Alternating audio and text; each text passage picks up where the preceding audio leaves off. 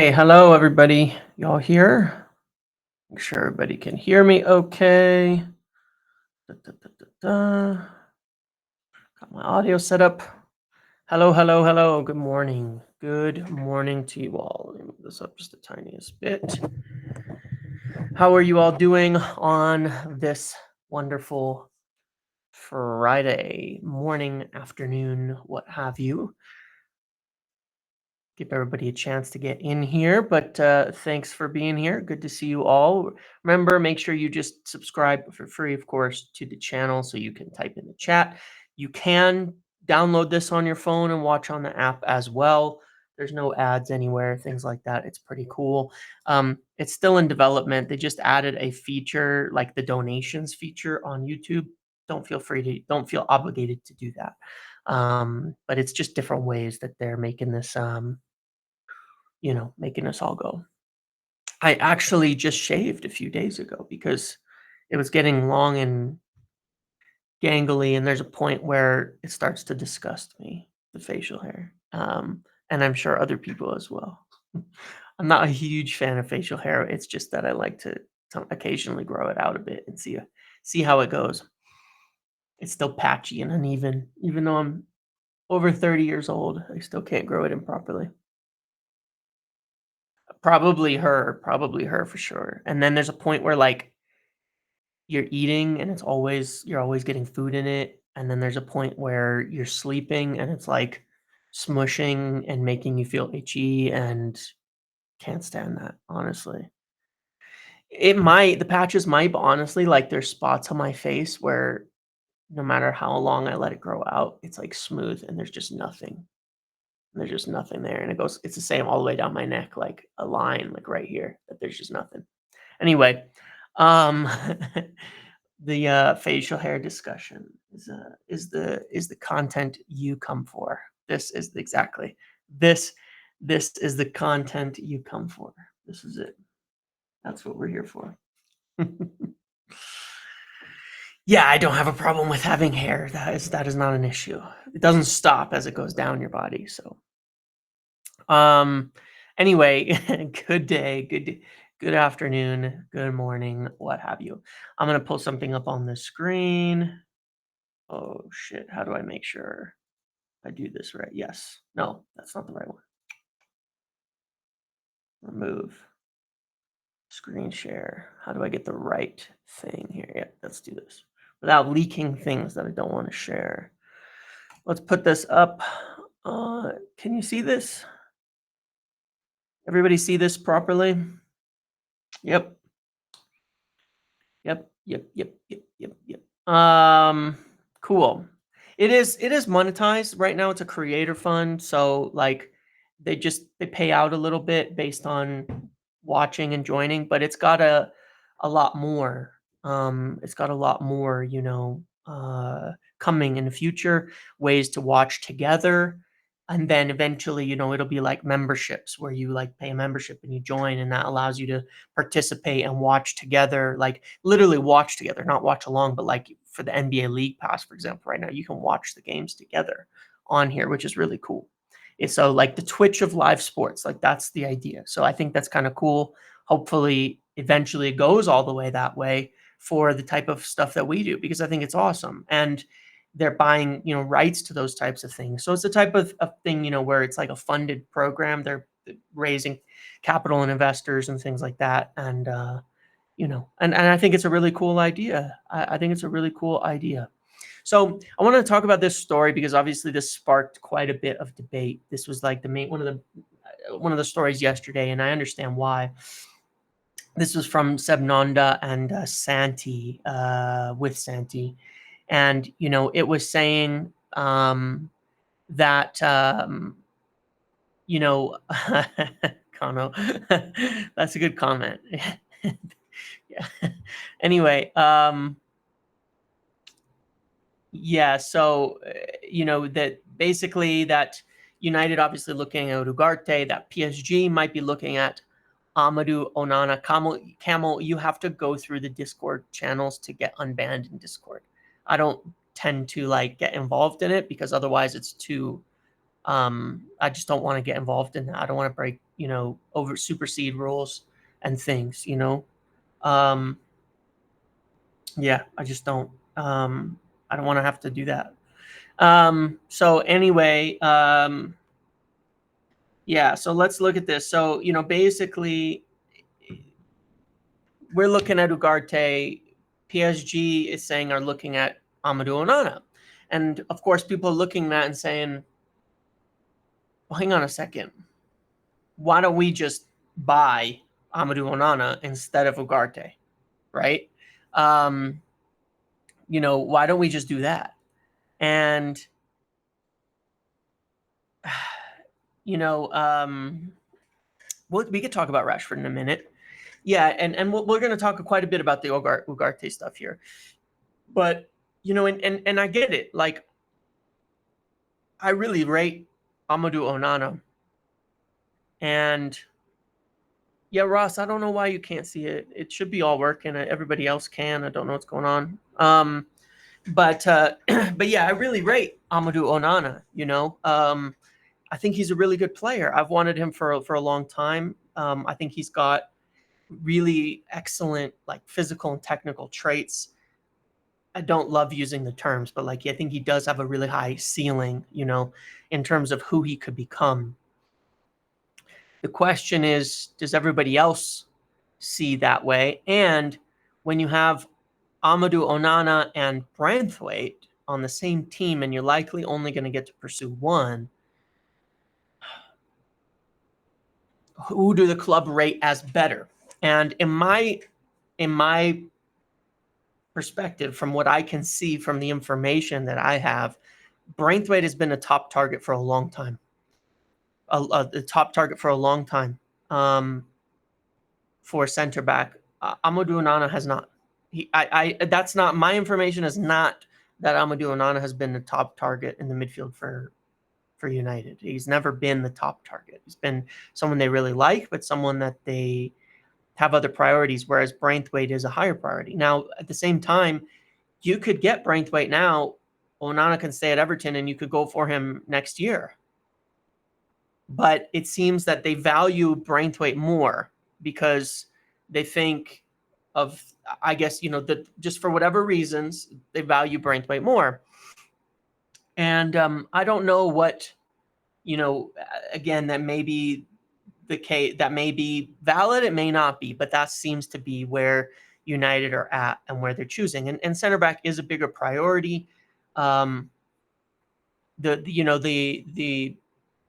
think in the long run, you need two midfielders, replacing Scott Casemiro over time, right? And so I can see that you want different dynamics.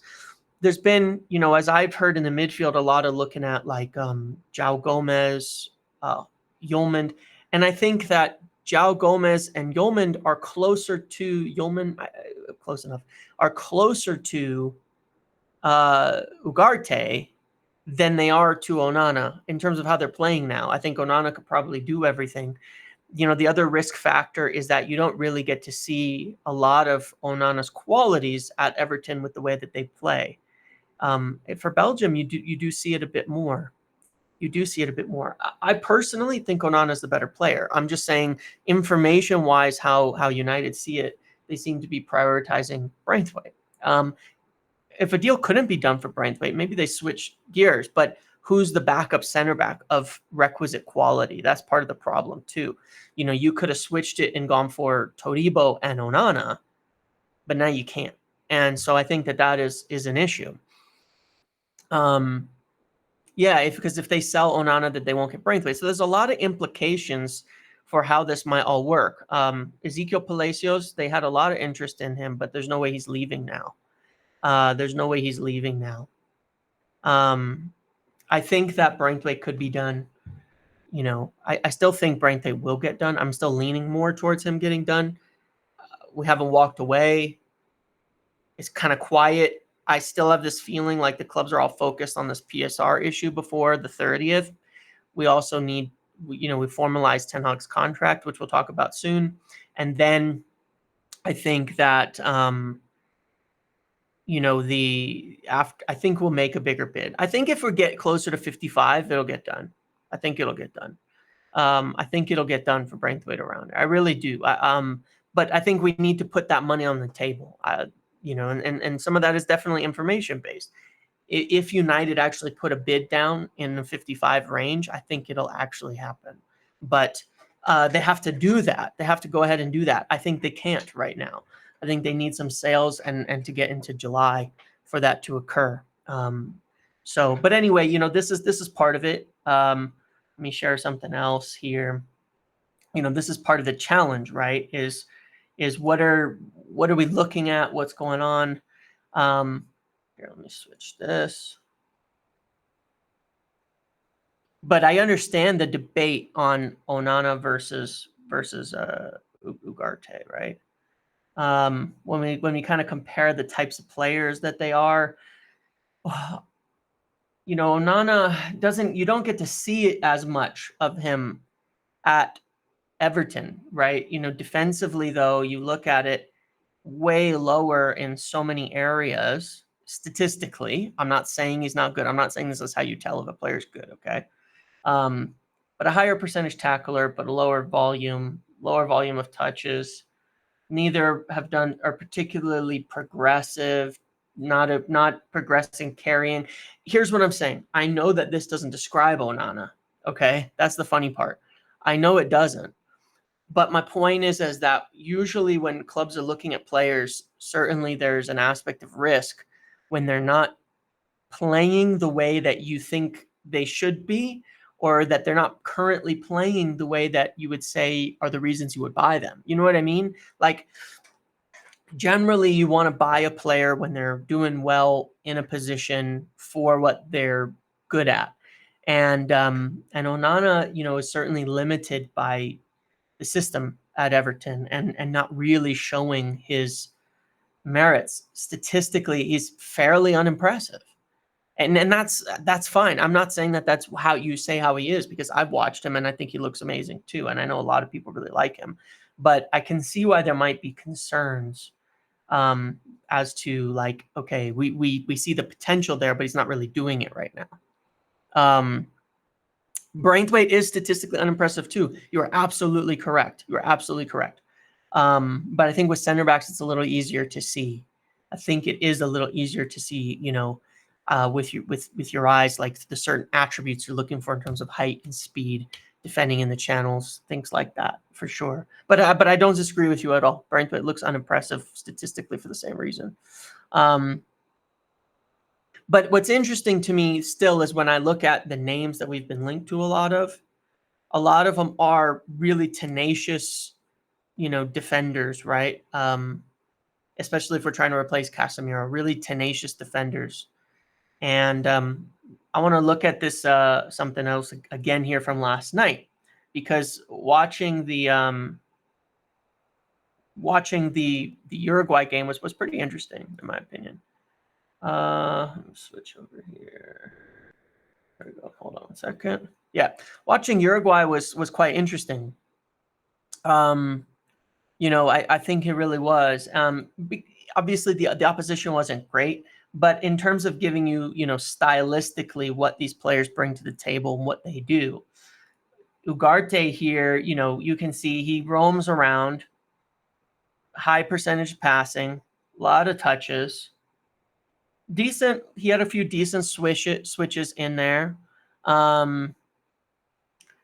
Look at the amount of ground duels. I mean, 17, 10 tackles won, right? 0 fouls. He's an incredibly tenacious defender. And you look at, he's paired with Federico Valverde, who's insane, you know, 1 tackle, right? Much lower volume of defensive work. And so you can kind of get the idea, like stylistically, that's what Ugarte is going to give you. My point is not how good it was because it's Bolivia. They should have destroyed them, and they did. Although it was probably the best performance in the Copa so far from any team. It was incredibly impressive by Uruguay. They're really good and might be my favorites for the tournament right now because they're just impressive. Definitely with Argentina. My point is the other midfielder in there only has 1 tackle. You know what I'm saying? Like, so you can see the way that they're working together. Ugarte is the dog. I mean, chase the ball, win it back, give it to his teammate, and you can see he's up high most of the time. He's up high. He's winning it up high, and then dumping it off high percentage to the other players. I mean, insane by Valverde, De La Cruz as well.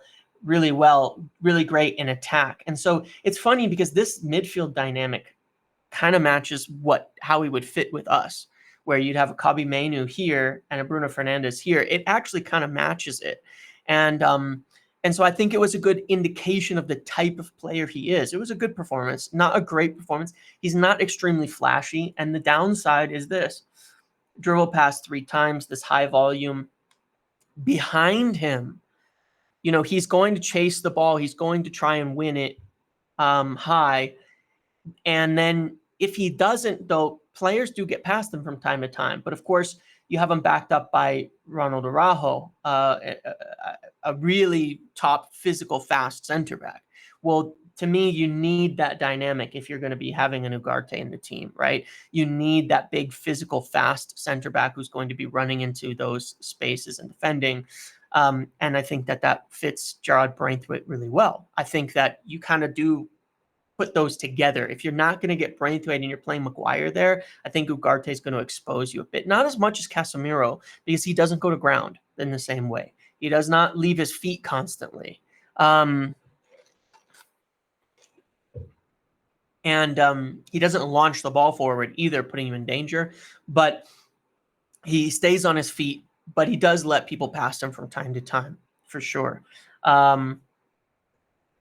And so you want that defender back here that's going to help out.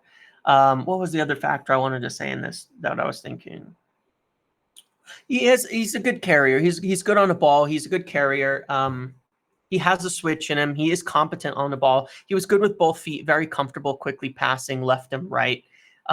It wasn't like he has to constantly shift onto one foot just to make the simple passes. He was easily, I mean, you expect that of a lot of South American players, the ability to easily play it with both feet, one left, one right. Not true of certain South Americans on our team, but so I like his profile in that respect. I can see how he would fit if we're winning the ball high. The other thing I wanted to say, just you get in watching him, is like when he loses it, he's not running back. He's not running back in defense well in transition. Like he's not chasing someone down at all. Let me switch over and show some of what I said on that, because I mistyped one of the things, but I think I made an actually fairly decent, in my opinion, assessment here. Hold on. Got those messages. I gotta look out for those messages. The secret news coming in. I'm just kidding. 72 touches, high passing, all of that. Strong performance, covering ground, keep winning the ball high and ticking it over to the players to keep Uruguay in control. I do think you need your center backs to be fast and physical and step up behind him. He gets dribbled past. Here, I made a mistake here. Not good. This is supposed to say not good. Not good chasing players down in transition. Definitely better going towards the attack. So he's better going up and getting players like in the counter press to win the ball back than he is chasing backwards. Not great chasing backwards. So he actually, to me, fits a possession team. He doesn't fit a transition team. He was poor in transition defending, but decent in terms of his aggressive play, getting forward, stopping the ball high. If that's how we want to play, then I think that works. I did a really stunning graphic here that showed what I was thinking about this. Like, if you're gonna do this, where you have smaller gaps in the midfield, where your center backs are pressed up high, where your strikers dropping in, then I like Ugarte. If you're going to have these bigger gaps with runners, then and spraying the ball forward a bit quicker, which means your center backs are going to be deeper because they need time to push up high. A lot of high lines and pushing up high is as well a possession trait, right? It's getting the ball up higher. And progressing it instead of just hitting the ball forward, because then you have to sprint forward. Amazing diagrams, I know, but you can see like there's more space, right? And then there's less space. Amazing. I know. I'm a tactical genius. It is what it is. I want to talk about Pellistri in a minute. But that's what I think. That's what I think about this. So I can see the draw in a player like Ugarte and what he can do if that's the way we want to play. There's been a lot of news on it. Sky Sports yesterday said that we were continuing in talks over him. ESPN Uruguay, let me go check if I'm missing anything real quick while we're just on this. ESPN Uruguay saying it's close, it's likely going to happen. The United are very interested. He's interested in it. All of that. It's hard to know 100% with those sources, but ESPN are actually quite good worldwide. They're quite good worldwide. They usually don't have total BSers, So I would definitely. It sounds positive. I think it's about the price. I do think that United are not going to. That is not true. Sorry, there's just something there. There's just something that somebody was retweeting about Rashford having talks with PSG. That has not happened yet. That has not happened at this time. Yeah. So anyway, let's see. I think those are decent sources. Camel, keeping Casemiro and getting Ugarte on loan. Wow, that's very colorful. On loan would be the dream for me. That's not a bad idea, but I think, 30, 35 million, that's the key. Those opportunity price point players where you can really add in. But I do think that that's a decent source for Uruguay. One of the things that they've been mentioned that hasn't been mentioned elsewhere, so I think it adds credibility, is Atletico Madrid are interested in him. The issue is they don't have that much money. They want to offer a loan. PSG are not interested in a loan. So yeah, I think we got to do better than that. I think we can't do a loan for this. So let me bring some people into the discussion here. Let's do like two people on this topic of Ugarte. What your thoughts on him versus Onana in terms of fit and all of that? You got a request to get on the stage to talk, to get in here. There's a little button to request, and I'll bring you in. Remember, try to be appropriate. I could kick you off right away. But I am not to, and I'm happy to have a discussion. Zirkzee, I'm inviting you up first. Let me know. Make sure you accept it. Make sure you're ready to speak. Zirkzee, are you there? Hang on, you're muted. It says you're muted in the bottom. Hold on.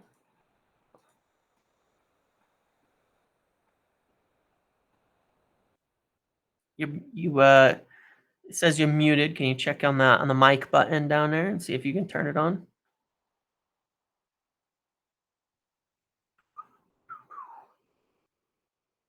I'm gonna give you a couple more seconds, buddy, and then I can try to bring you up later.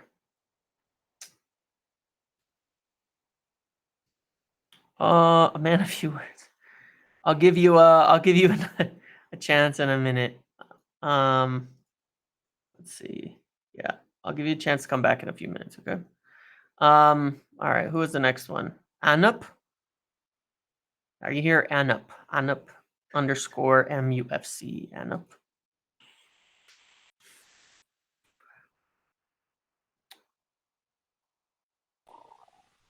Are you there? Hi, James. Can you hear me? Yes, I can. Thank you. So, James, my view is I do like Ugarte, but I'm not convinced he's the right option because Okay. the game yesterday against Bolivia not being a great team, right? So if he gets Yeah. dribbled past 3 times against them, so against elite level opposition in the Premier League, you can just say 5-6 times a game. So that's, I think, way too much. So especially, and you rightly said, a lot of it depends on the style of play that we have Yep. and Yep. the profile of defenders that we recruit, as well as, whether we are asking our fullbacks to invert and, the fullback inverts into midfield and Ugarte Yeah. then goes pressing, etc. So Yep. there's a lot of things that need to work together to make it work. Yep. So whereas with Onana, I like I saw recently in one of the Euro games, like Onana absolutely galloping back, right? And Mm-hmm. that's Yep. that's my biggest reason for wanting Onana, Yes. because Yes. nobody in our team or academy has that insane gallop back where you can run back and stop a transition. Like Yep. lot of, like, we talk about tactics and this and that, but a lot of it depends on individual player profiles. Like Pep's system will not work without an insane athlete like Kyle Walker. And this system Yeah. doesn't work without a profile like Mickey Van der Ven. Mickey Van der Ven has bailed them out so many times this season, just with his Yep. raw pace. Yep. So Yeah, I think those are real fair points. I think those are really fair points, and you're right. And on Onana, one of the reasons I would love to have him as well, where I think most people would, is that he's athletically right. What you're yeah, talking about is as an athlete, he's probably he's we have nobody at that level of athlete on our team at this point in time, especially in the midfield. The pace, the power. He's technical as well, but he is fast. He's strong, and he could be an all rounder, and so definitely understood. And with Ugarte as well, I think it's also about same thing about the fits, because he obviously yes, being dribbled past 3 times is a lot, but when you're making 17 challenges, 10 tackles, I think it's probably not that bad of a ratio, you know what I mean? I understand Simply that. because he's challenging a lot. But you're right in that you need the right people around him too, because it will be a little riskier, him getting up there, a little less defense deep, with the offset that if you really do want to press high, he can provide that. But maybe Onana could do both, and that would be the best of both Exactly. worlds. And like one more thing I want, like, because like you have suggested, there's a big chance that McTominay leaves, right? Yeah. And so that does play a part in our set piece defending. We were not Mm. very good Yeah. last year, and Yes. Good point. McTominay, for all his faults in build up, etc., etc., he is a big part of defending our set pieces. He is the one who won a lot of them, and especially now with Varane gone, we don't know what kind of centre back we are going to get, how good he is going to be, in the air. So if we lose McTominay as well, we do need that big uh, DM to help us in the set pieces. And Onana is very good at that. Yeah, I think that's a good point too. I think it's a good positive for Onana that he brings to the table. I think obviously one of the things I would say with Ugarte is I would not sign him if we were not also getting, for example, like Braithwaite and Zirkzee, 2 very tall players in addition as well, because I do agree with needing height in the team. I think one of the things as well with the signings is to think with all of them together, right? But essentially, I agree. My personal opinion, I think Onana brings more to the table, and I think is a more potentially well-rounded player in a lot of ways that has a bigger bet. The question is, of course, can we get him? I Okay, completely agree, Anup. James. Thanks, Yeah, James. thank you for coming on today. Appreciate your comments. That was great. Thank you. Take care. Yeah. Um, Chimesy, I'm gonna give you a chance here, real quick again. Okay. Let's see this time if you've got your mic sorted. All right, brother.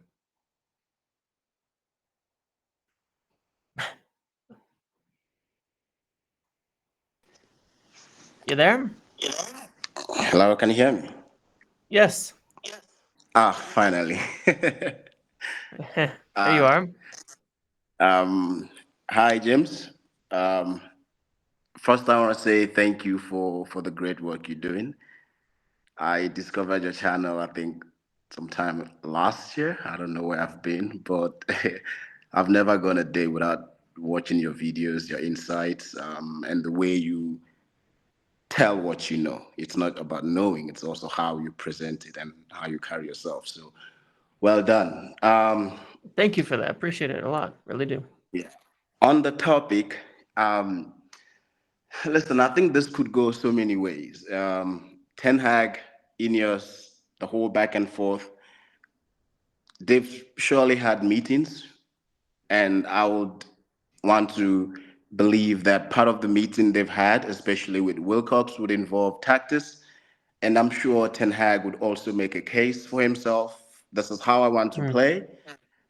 If we can get United playing like the Jurgen Klopp Liverpool, I think I would take that. And right. if you listen to Ten Hag when he came in, that was the line he was towing. Very um, high pressing team that can Yeah. overturn in the final third. A lot of energy, a lot of quick transition. I think in preseason he said we want to be the best transition team in the world, right?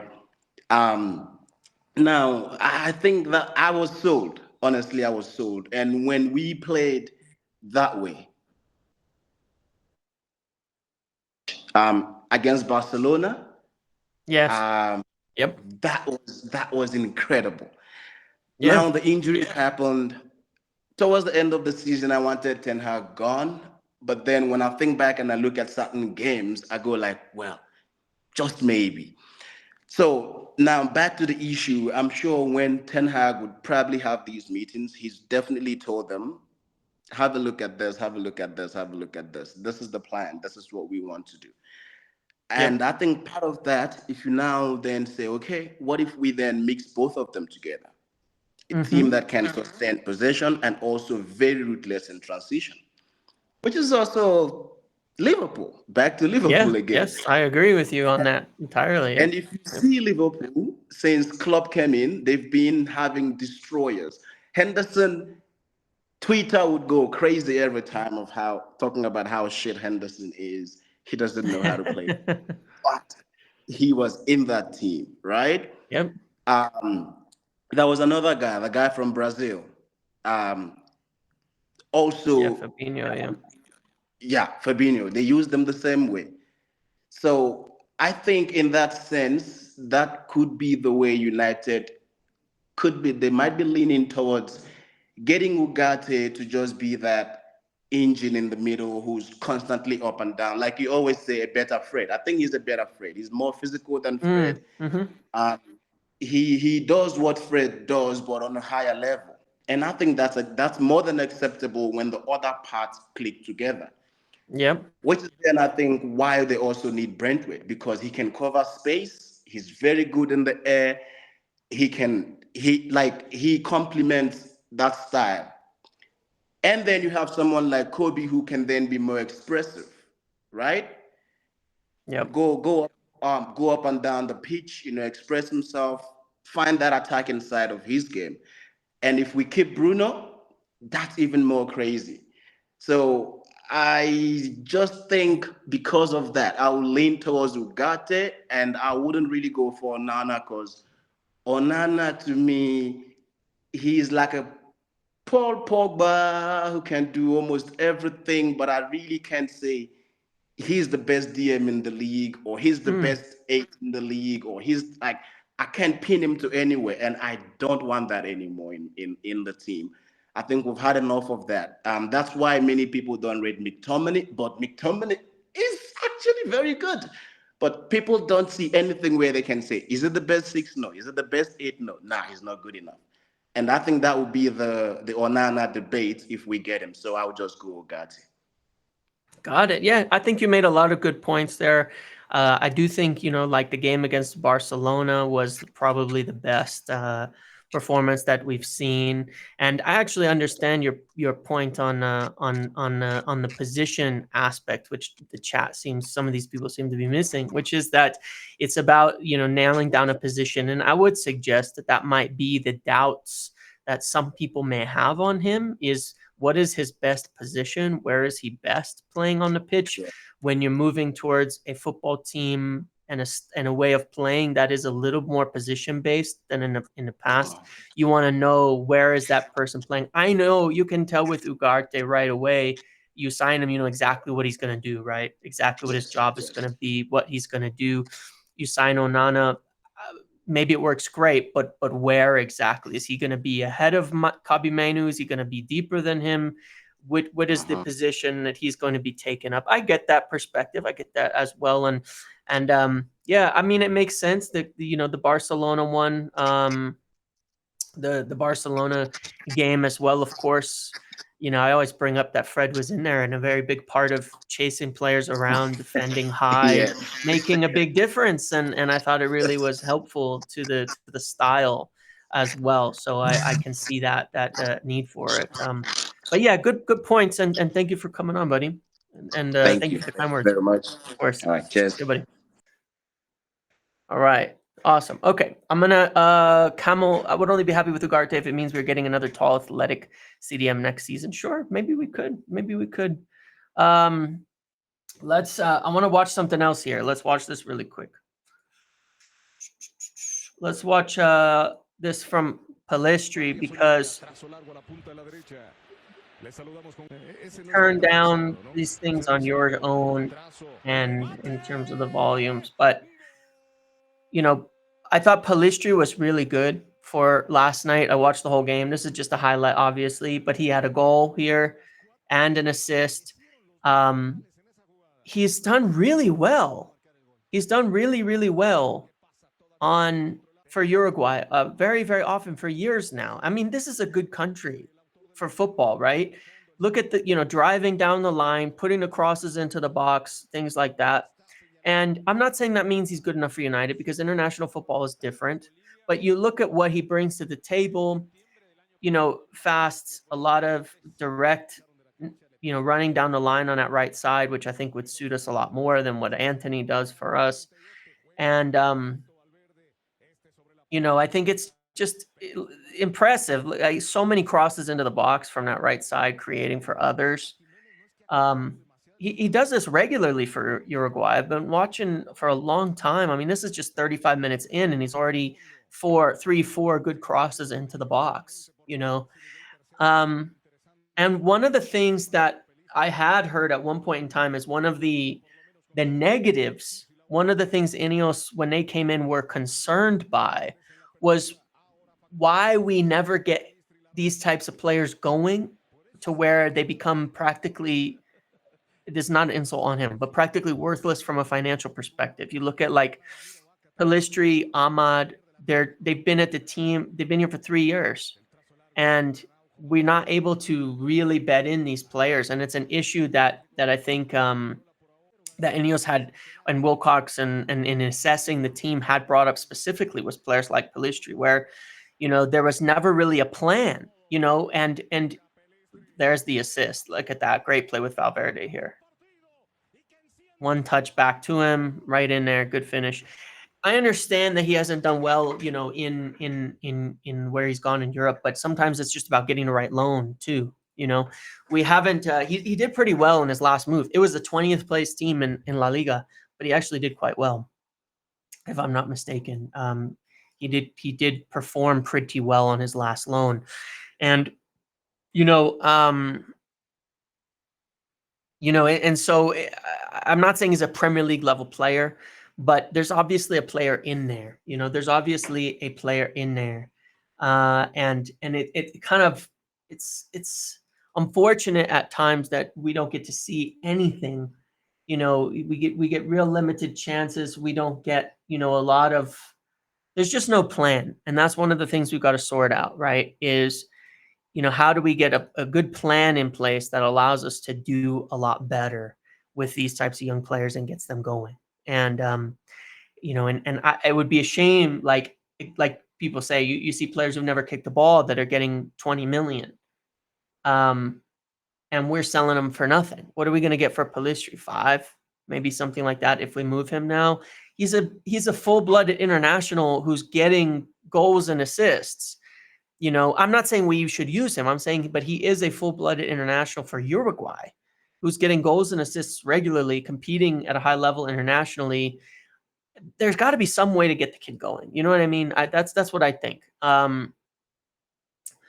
So you know, I feel that there's more that should be done with him. You know, if I think there's just has to be more, you know, to get it done with him. They're just, I don't know, something has to improve there, and I think, you know, there has been a push from Ineos on one perspective to improve this, and there were issues with Pellistri and his people and the club and Ten Hag as well, because there were issues around his playtime and not being clear. And I think that's an area where, as a club, we've failed. I'm not putting this just on Ten Hag.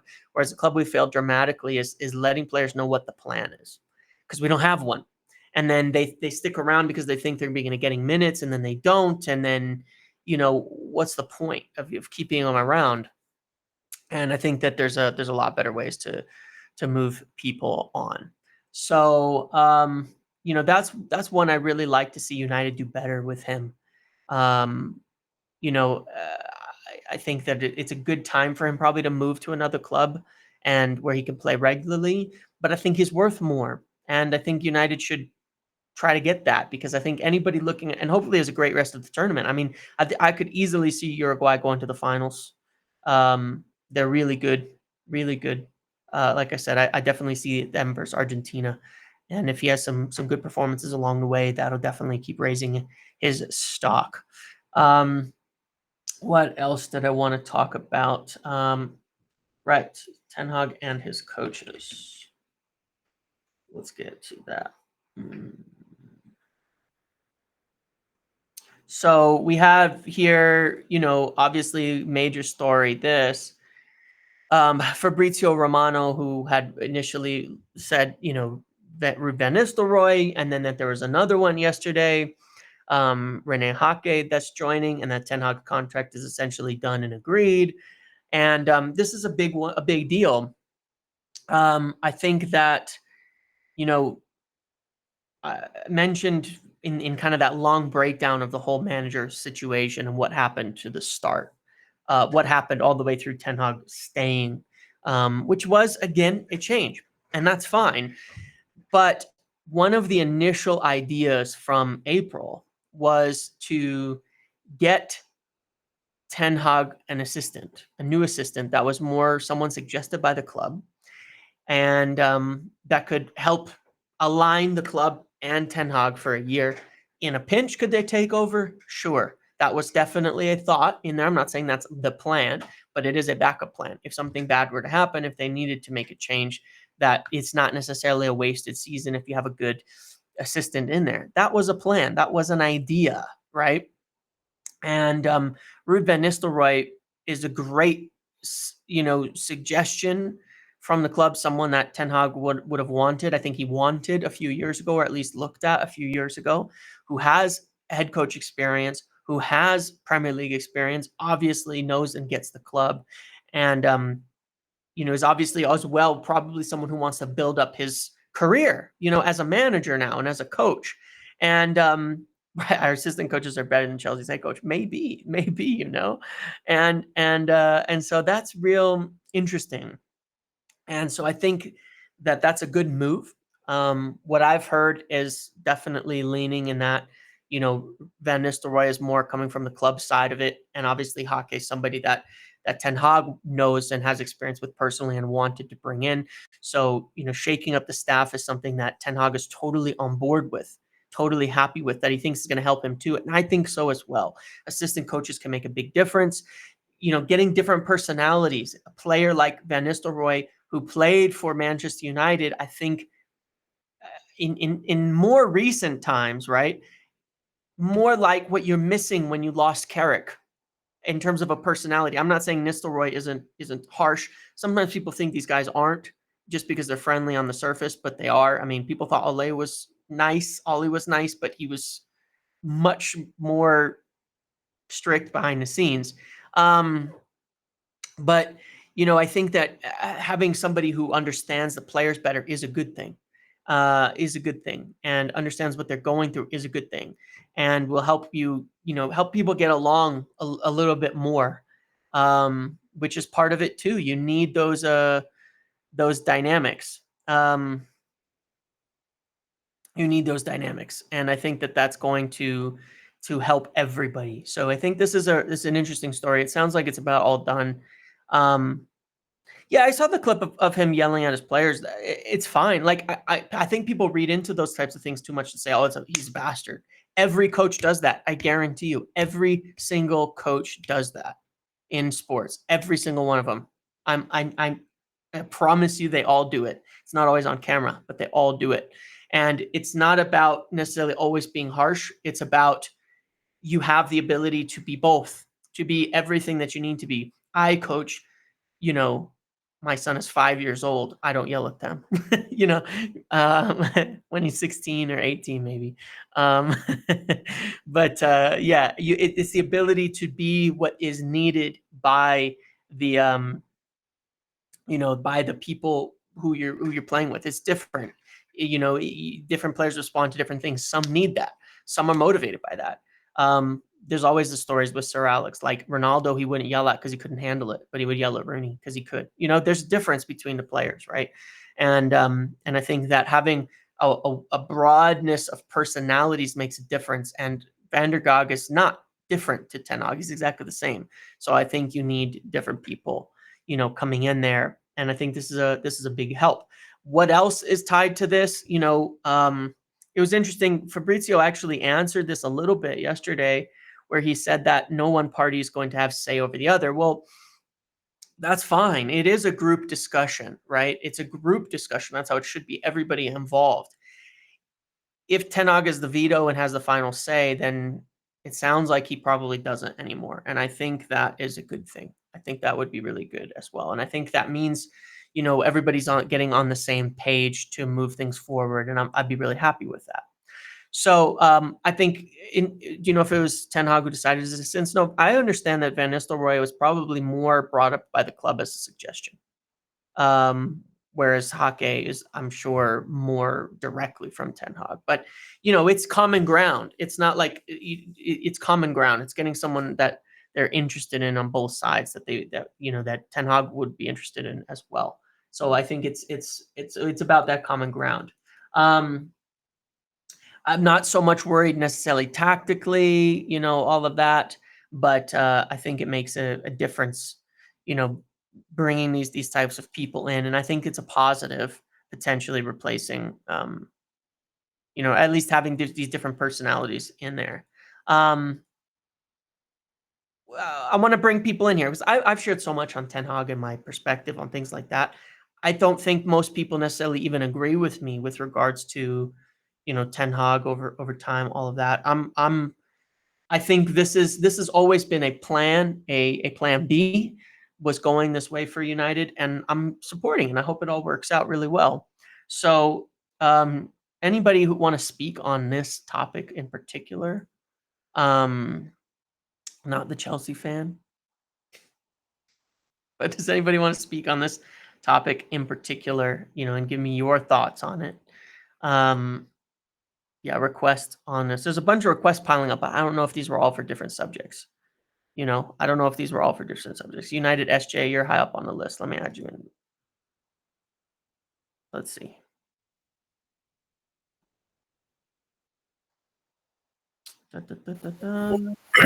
Hey, James, can you hear me? Yeah. Yeah, how are things going? Good. You? Yeah, all good. I'm actually liking these moves. I'm on a similar page where I didn't necessarily think that Ten Hag should have continued. What's not necessarily I don't want him to continue and stay on, right? I think that I saw a guy who was sort of confused throughout the season, but what these sort of changes are showing me is that I think there's from Ten Hag's perspective, at least a sort of willingness to change, whereas throughout the season may have been like, okay, it's my way or the highway, and again, he is sort of still getting his way with, as you mentioned, hockey and things, but it's sort of, I'm willing to compromise on some things and meet you in the middle. So That for me it can only be a positive, and with having guys like Rude in the dressing room, I think that communication aspect is going to be a big thing, right? Where we've seen reports that players are getting bored of tactics, and to be honest, tactical breakdowns and coaching sessions and whatnot, they're too long. They're losing focus. I think that Rude can sort of help add another dimension in terms of just bringing the players on board as well as Eric Ten Hag saying, listen, Sure. you may not need to do all these sorts of things to get your point across. Because one thing is for sure, even the biggest Ten Hag's backers, they'll tell you that when he speaks, it's easy to lose focus as a listener. Like, you don't know where he's going. Sometimes he stutters, and his communication is a problem. So having these guys in the backroom staff, I think can only help him. And for me, like I said, I didn't expect that he would be willing to make certain changes. Like we've seen before reports that, he doesn't want Benny to go. He wants Benny to stay on. It was a prerequisite that, Benny stays on. He's going to force it. But it looks like Benny's going. So for me, it can only be a good thing. And again, this is coming from a person who didn't want it to stay. So I think I see the other side as well now, and that, okay, there may be some things that we didn't expect, some positive surprises. Yeah, for sure. I agree with that. And I think that, that's really what most of it is that, we wanted to see, with the concerns that a lot of people have had, wanting to see flexibility and some of the concerns addressed, moving forward. And I think that we're seeing that, and that's definitely a positive. So, thank you for that. Thank you for that, SJ. Appreciate it. Rua, all right, Rua, you were on the top of the list there, I think. You there? What? Can you hear me now? Yep. It's nice to finally be in here. I'd like to start by saying I've been watching the content for God knows how long, a year, and well over a year anyway, and love it. Love the podcast with Phil as well. One thing I'd ask is please implore him to get a new microphone. Yeah, I know, and I think he's been trying to fix the setup. It's sometimes better, sometimes worse, but yeah, I understand. That's no problem. And the 4-minute Muppet, I like that as well. The new idea. So Appreciate that. I think Rude is really the perfect assistant manager to get in, because I think the background staff is one of the most underrated things in football. I mean, you see Man City, and I think they had Arteta, now they have Juan Leo. Mm-hmm. I think, and they're key members. I mean, you talk to anyone who ever was associated with City, and you see the success they had. It's the diversity of the different coaches. And Rude, obviously, the record he had, I think 150 goals in 219 games. I think he'd be an amazing addition, especially for people like Rashford, Højlund, Garnacho, Zirkzee, if we get him. I think it's just, I know Rene Hackett, I don't know much about him, to be honest. I'm not going to pretend to be watching Go Ahead Eagles every week. I don't think most people who are talking about him know anything about him, honestly. But I think it's definitely time for a change in the coaching from last year. I mean, Benny McCarthy was doing unbelievable things for Rashford, I know, but recently, I mean, obviously we know Rashford, but I think it was definitely time. And I think backroom staff is one of the key problems that we had. I mean, not obviously all to blame, and it's just the lack of adaptability and I guess it's the word, not diversity. The other thing, I know we're talking about the manager. I watched the Uruguay game last night. Quickly, Ugarte, I really like him. I think he is a lot worth a lot more, worth his price a lot more than Onana would be worth a much higher price, if you understand. Sure. Because I've watched Belgium. I've been watching every Euros game, and Belgium, he's good and he is press resistant at times, but his passing is definitely not amazing. I mean, I know Ugarte is not known, but I think Ugarte is a better CDM than Onana would be.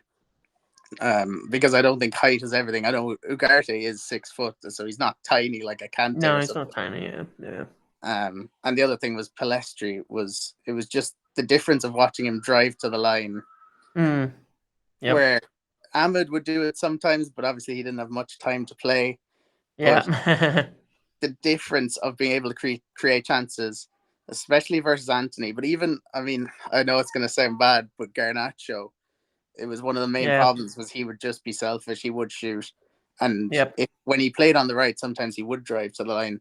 So I think if we can either get him playing some minutes, I really don't think it's worth another loan. I think it's either get him minutes or sell him for a decent price. I would agree.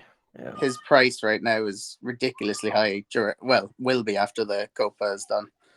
Yeah, it's probably the peak value that Pellistri will be at with the contributions he's making, and Uruguay being as good as they are, I think is a big positive, and him having a nailed on spot in that team is a big deal. I mean, he's playing with some of the best players in the world in that Uruguay team, and Valverde, Araujo, a lot of really good players there. Exactly, and he works in that system. I mean, he's providing chances, especially for Nunes. So for sure. It's really refreshing to see someone just drive to the line and beat his man, whereas Anthony cuts back and hits it 40 yards into orbit. It is refreshing. It's refreshing. It's something we're missing that I think adds another dynamic to the attack. For sure. Exactly. So that's my piece, I guess. Appreciate it, buddy. Thank you. And it was an absolute pleasure. Of course. So thank you very much. See you later. Thanks a lot, buddy. See you later. Okay. Yeah, sorry. So a report that some people are mentioning, I saw it pop up that the Turkish press are saying they've made a 15 million euros offer for Aaron Wan-Bissaka. I think there's probably some accuracy in that. I think that there's some accuracy in that. I'm not sure if it's exactly that. United were definitely looking for a bit higher, somewhere 20 up. You got to think they've got to make they've got to what do you call it? They got to replace him. They have got to replace him. Give me one sec here. Kobe Banks. Where are you asking me? I can't see all your questions. I can't see all your questions. Thanks, Ro. Thank you for coming on. That was great. Let me look at one more thing because I want to talk about Zirkzee. Let me find this really quick. Where was it? I had it yesterday. But we need to replace, hang on one second. Here we go. Let me find this. We need to replace, and we're not going to be able to replace him with, 10 millions. One moment.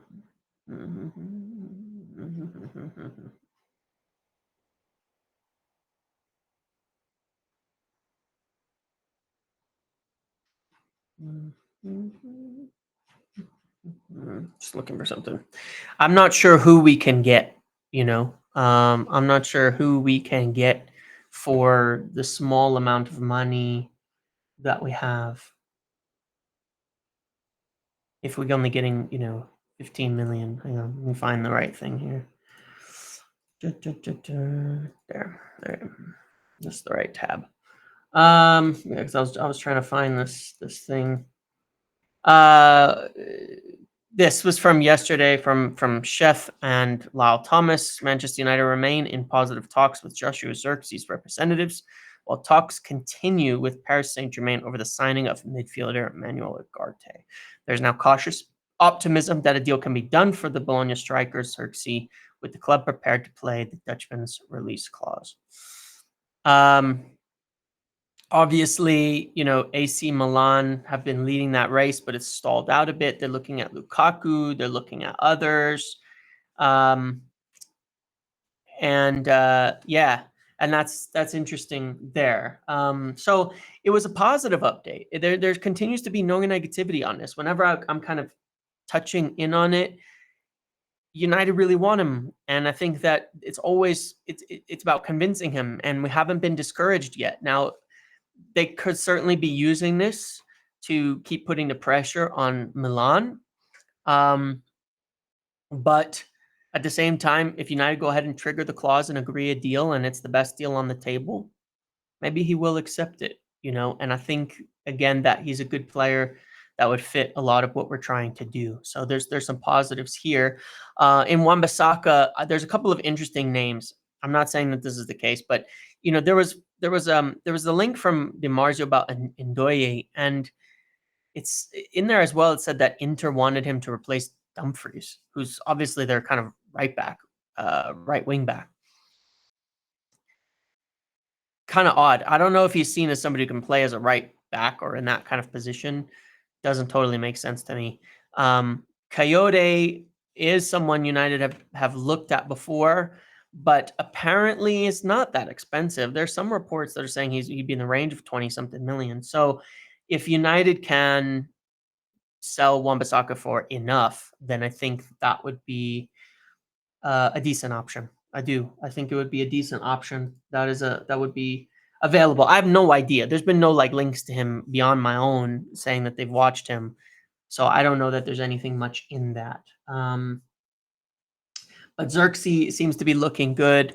Again, I think that we will see most likely United be putting in a bigger offer for Braithwaite in the coming days. I think if they put something down closer to 55 million, then a deal will happen.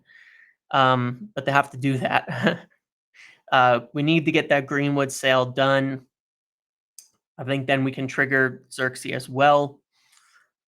Ugarte, there would be a decent deal on the table. And you're right, there's no report yet saying Zirkzee's interested in joining, but they haven't turned the talks down. And I'm thinking about that.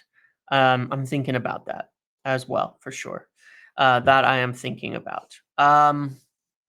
So things are moving on the signings that we need to get moving, and slowly. But we'll need to, after July 1st, I think Ten Hag's contract will be done July 1st. Usually with new contracts, there's going to be signing fee bonuses, things like that, and they've got to spend on Van Nistelrooy. They've got to spend on Hake, right? And so I think they don't want to spend that money until July 1st too. So I'm thinking if this all happens on the manager front after July into next financial year, and things move ahead, but hopefully we'll see that. We'll see that things start to pick up next week, and turn on again, because we got this rush of they're making all the contacts and getting all involved, and then it's just been inching slowly forward without real offers and things like that since then. And I really think that has to do with the financial situation of the club. What else did I want to say on this? I don't think Ten Hag's salary will be reduced. I think there might be some clauses. Let me bring on one or two more people if you want to ask any questions, and then I'm gonna have to end it. Yes, it'll be recorded. It'll go to YouTube as well. Zirkzee, are you still here? You've asked a long time ago. If you're still here, you can come on and chat for a minute.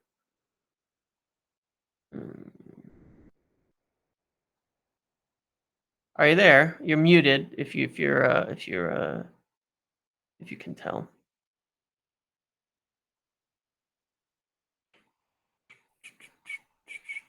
I'll give you a second. Oh, hey, there you are. Can you hear me? Yeah, a little quiet. Quiet. Yeah, go ahead. I think it's all right. Yeah, no, appreciate you bringing me in. I just wanted to speak about Amadou Onana for a second, because I remember you brought someone on just recently, and he was saying that we don't know whether he would be a 6 or an 8. I feel like when I look at someone like Rodri, he's someone that can play as an 8. He's someone that can do everything, but he's limiting himself for the team. Even when we were talking about, let's say, signing João Neves, I know that's very unlikely, but we were talking about how we could pair him with Kobe, and I was thinking maybe we could just pair them together, get João Neves to sit back and be the one to be more defensive. And obviously that would limit his game, but I feel like that would be for the benefit of the team. And even Declan Rice, you could say that in a sense where he's playing as a 6, but people think that he's an 8. People think he could play 8. So that's the way I see it, at least. I think if you bring someone like Onana, obviously he doesn't play like a Ugarte or like a better Fred, like you were saying, but that's something maybe we could just train him to do, because obviously he's a young player. He's not really in his Yeah. mid to late 20s, so that's something that we could train into, and that's what I feel like. Yeah, no, I think that's a good point too. Of course, like having a player who's more capable and having them, specialize into a role is fine. Um, yeah, I think the concerns would be whether or not they see him, doing enough of that role to want to make that signing. As to say, yeah, we see the evidence of it, but that's on them, right? To see that, because I agree with you, and like I said, I would sign him as well, because I think he could do it all. It's just whether they feel confident enough to spend that money on him. Yeah, because one of my concerns with Ugarte, at least, is his height. And I know height is not really a massive thing, but when we talk about like wanting to raise like the physical flow of the squad and bringing in someone who's basically what we have in a sense, like someone who's already 6 foot. Like we have Casemiro, who's the same height practically. It's not really like increasing the levels, I feel like. But he would be a good signing, to be honest. I wouldn't be against it. I just feel like we could go for better. That's my opinion, at least. Yeah, I'm with you. I understand for sure, and I think in an ideal world we could get, Braithwaite and Onana. I think that's part of the consideration as well. But I do agree, and I definitely get that. Yeah, that would be great. Yeah, thanks for bringing me on, Yeah. please. Yeah, of course, buddy. Enjoy See your you later. second break. Yeah, thank you. All right, I'm gonna do one more. Johnny. Johnny, are you here, Johnny? Johnny, can you hear me? Johnny, can you hear me?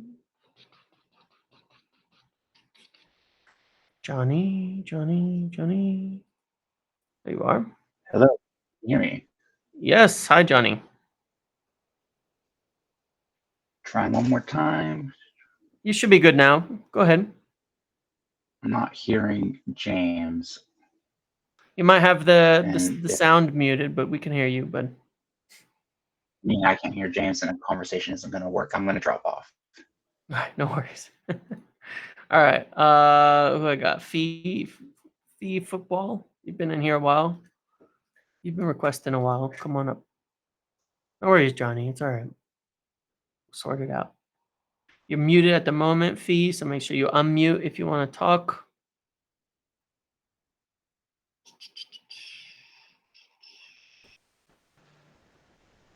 You there?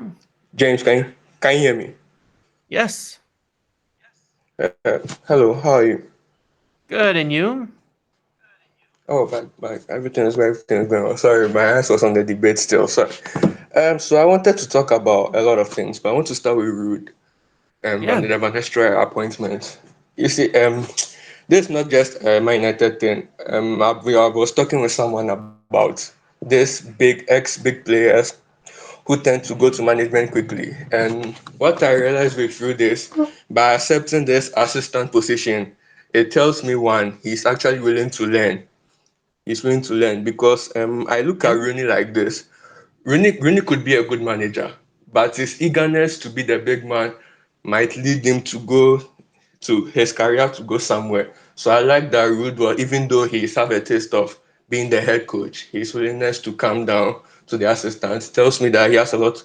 He's willing to learn a lot. And when it comes, Sure. like I posted something there in the chat, when it comes to the players we are targeting, I keep saying until we know the game model we are adopting or the style of play, I find it difficult to accept player A or player B without knowing what you Sure. want to do. Like Yeah. the only one I think who can fit almost every game model that comes to my mind is Brantwaite. Sure. I would agree. Yeah, Yeah. because yeah. When you were talking about Ugarte, like a lot of people keep bringing the Fred thing.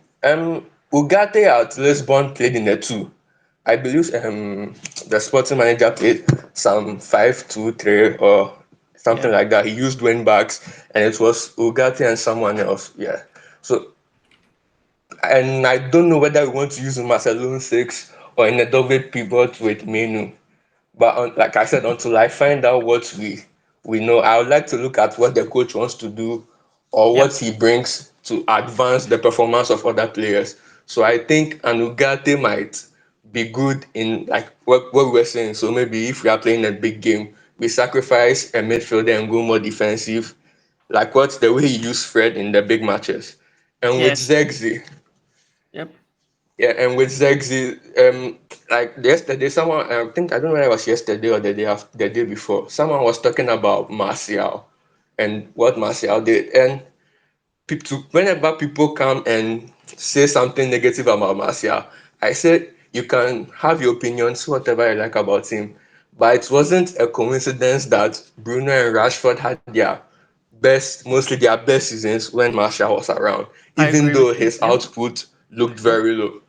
Yeah, Yep. so exactly coming in might diminish the need for a right winger because I think there is an opportunity Rasmus can play also as a right winger, like maybe coming Yep. in from the right, going into the middle. And if you Mhm. guys remember in Ten Hag's final season, if he wasn't using the 4-2-3-1, he goes for a diamond.